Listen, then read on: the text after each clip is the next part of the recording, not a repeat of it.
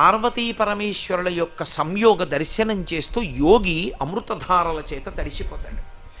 ఆ అమృతధార చేత తడిసిపోయేటటువంటి తత్వానికి గుర్తు నిలబడినటువంటి పాము. అందుకే భారతీయ యోగశాస్త్రంలో పాము రెండింటికి సంకేతం. ఒక పాము పాడైపోవడానికి గుర్తు, పాము కాటు పాడైపోవడానికి గుర్తు. నిలబడినటువంటి పాము ఊర్ధ్వముఖ చలనానికి గుర్తు. అందుకే మీకు భారతీయ ధర్మంలో ఏ దేవతకి కూడా పాముతో సంబంధం లేకుండా ఉండడు. మీరు చూడండి, కృష్ణుడికి పాము శంకరాభరణము అని పాము పరమశివుడికి ఆభరణం. విఘ్నేశ్వరుడికి పాము యజ్ఞోపవీతం, నాగ యజ్ఞోపవీతధారిణం అని విష్ణువు శేషశయనం.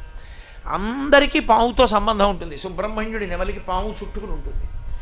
ఈ పాము దేనికి గుర్తు అంటే అమృతత్వం వైపుకి తీసుకెళ్ళడానికి గుర్తు. ఈ సృష్టిలో ఈ వాంగ్మయం అంతా చదువుకోవడం చదువుకోవడం చదువుకోవడం వినడం వినడం వినడం ఎందుకు పనికి రావాలంటే చదువుకోవడమే పిచ్చిగా చదువుకోవడానికి కాదు. అందుకే కుడి చేతి వైపు ఉంటే వదిలిపెట్టకూడనిది అని గుర్తు.